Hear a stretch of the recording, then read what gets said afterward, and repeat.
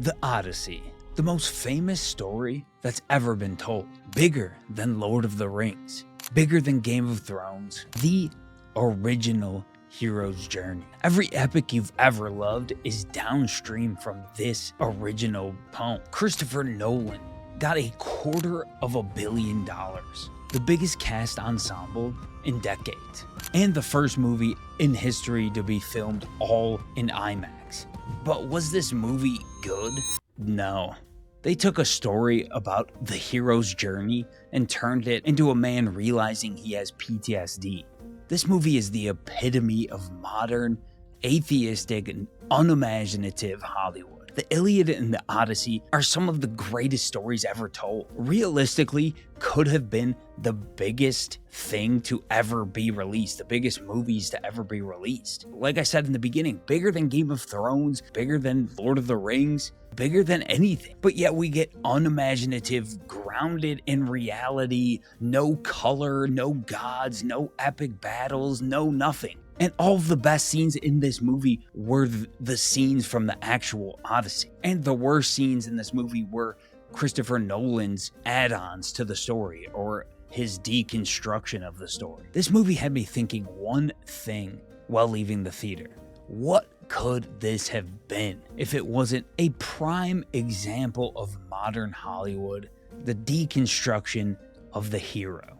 So let's get into it. The casting, the pacing, the technical masterpiece talk, and we'll talk about a story that survived 3,000 years and a director who thought he could change it and improve it.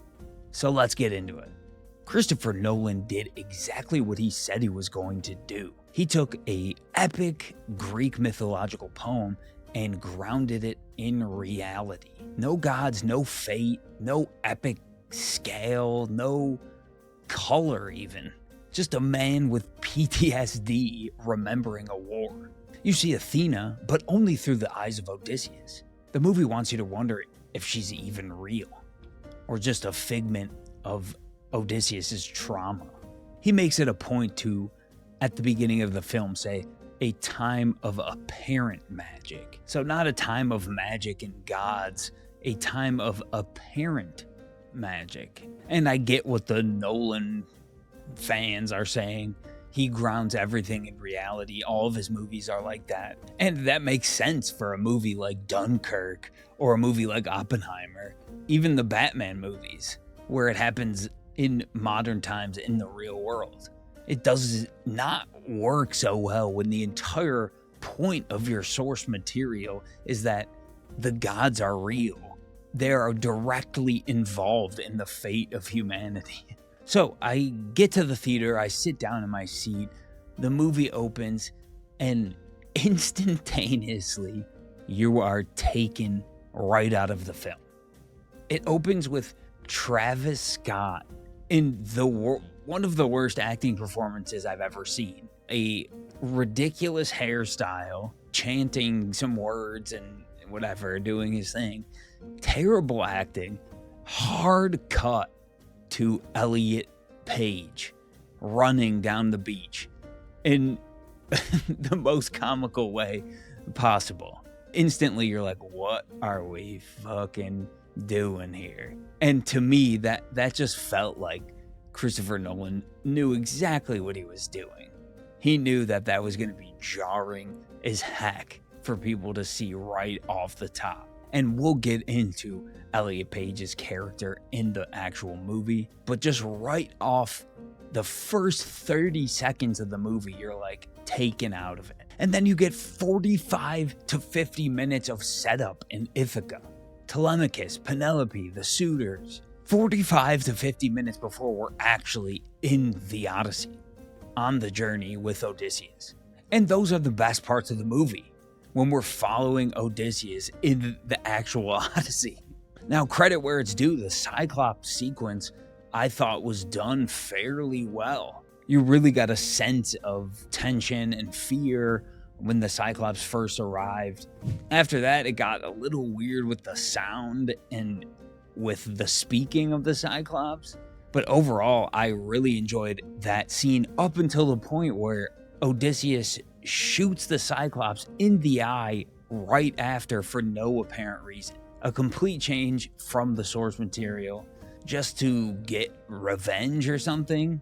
And it's not coincidence that the best parts of this movie are the actual parts where Christopher Nolan followed the actual source material instead of rewriting it. And here's the thing, if you cut out the Elliot Page stuff in the beginning and the Travis Scott stuff, the whole 45 to 50 minutes in the beginning, and you just started with the Trojan War and then started with the Odyssey, this movie would have been leagues better. The actual Odyssey ends up being the middle portion of a 3-hour movie.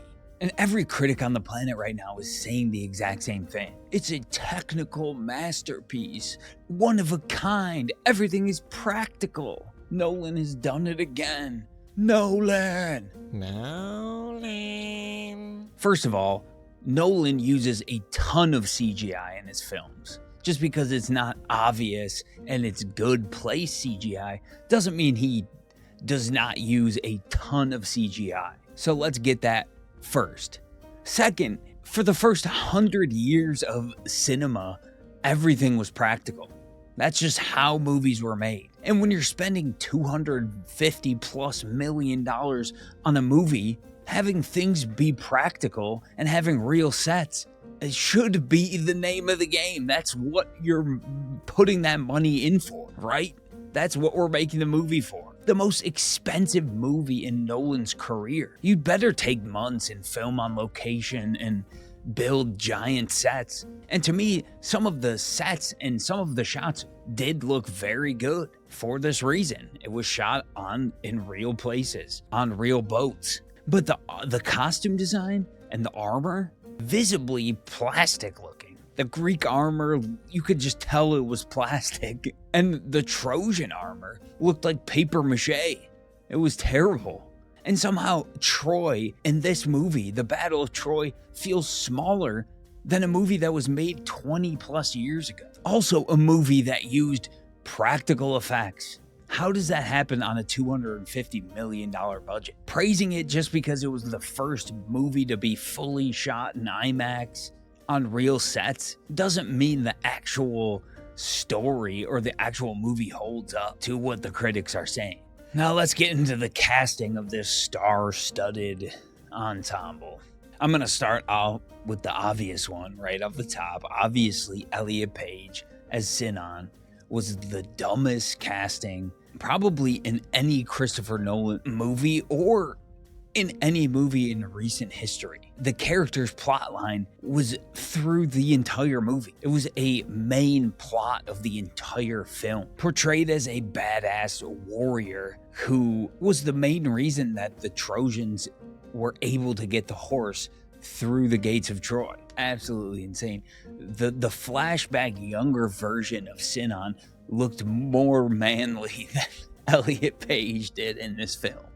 When we see Sinan in the underworld, which the underworld scene in itself was the most unimaginative, atheistic version of what the underworld could be in a movie that you've ever seen. It was literally just an open field and people rising from the dirt. That's the underworld. Elliot Page has to drink some blood in order to talk. And the first thing that comes out of her mouth, her voice is cracking. And again, you're like, what the hell is... Why would Christopher Nolan cast this person in this movie? It's unreal. It's clearly to send a message because it's visually distracting. And when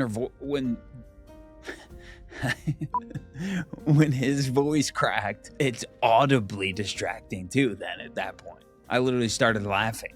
Thankfully, he didn't get casted as Achilles, but was in the movie way too much, in my opinion. Or should have just been a different character. It should have been casted this movie should have been casted completely different in almost every single aspect. Which leads me to my next, and so people don't go crazy on me in the comments, I don't think Matt Damon was a good Odysseus at all. Now, respect, he got absolutely shredded for this role. He was probably the best shape that I've ever seen Matt Damon in.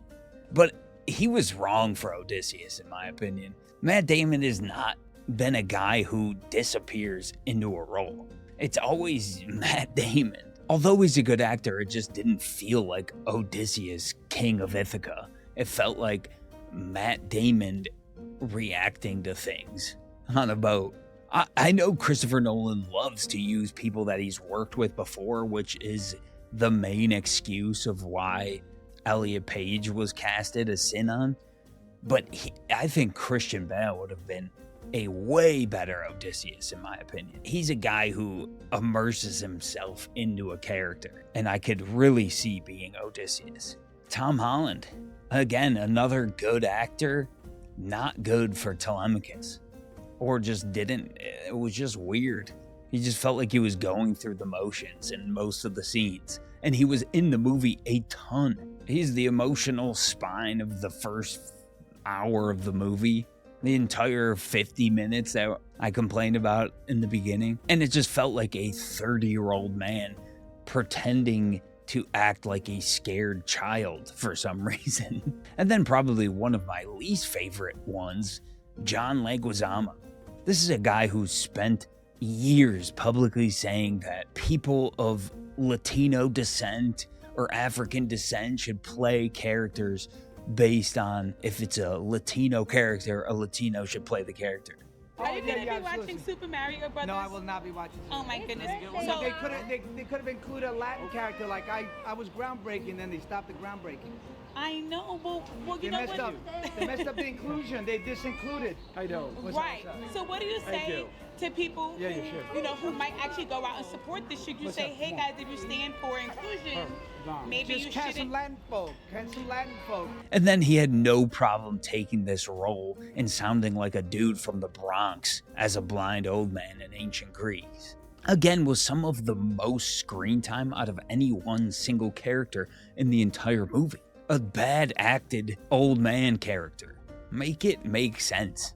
Anne Hathaway, great actress, genuinely. And in most of the movie, she was probably the best actor in the scene. But especially towards the end of the film, something was off. I don't know if it was overacting or just the fact that she was complaining about women never being king or queen.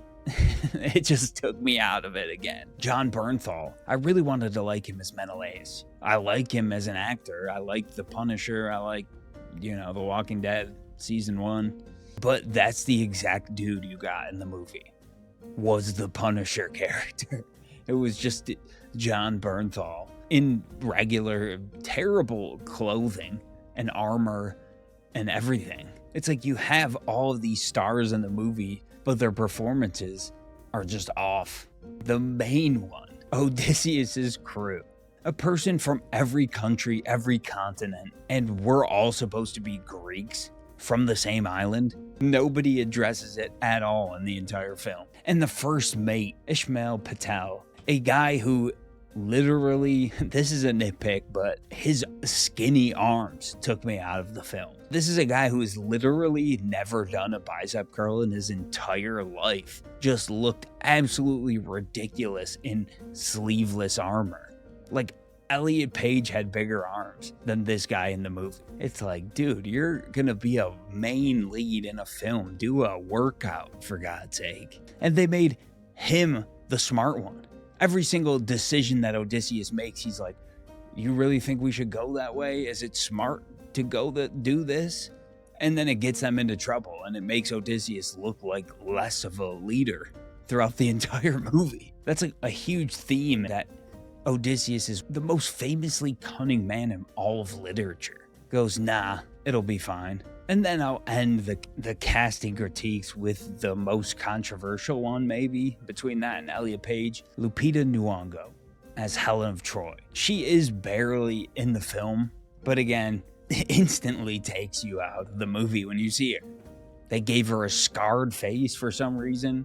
Her twin sister, they made Lupita play the same character. She played both characters, which is a change from the original because, yes, they were born at the same time, but they didn't look the same. And if they looked the same, that means there was two women that looked like Helen of Troy, so there would be no need to launch 1,000 ships for the most beautiful one woman in the world. Defeats the entire purpose. And like I said, they put a scar on Helen of Troy's face, implying that Menelaus, John Bernthal's character, is the one who did it. Just completely out of nowhere, they add something for no reason, just to say that, oh, this was domestic violence. Men hit women. Which leads me into probably the most egregious part of the whole thing, and what Nolan completely bastardized of the original text. Full disclosure, I'm no scholar and I haven't read the Odyssey since I was in school. But one of the most egregious changes from the original text is Calypso, and what it means for Odysseus' character in the first place. In the original, she is holding Odysseus captive, and he wants to go home.